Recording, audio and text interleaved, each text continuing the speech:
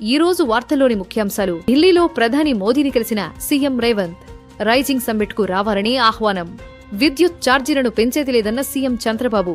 Super 6 super hit అయ్యాయని వ్యాఖ్య. పవన్ కళ్యాణ్ ను కేబినెట్ నుంచి బర్తరఫ్ చేయాలన్న సిపిఐ నారాయణ.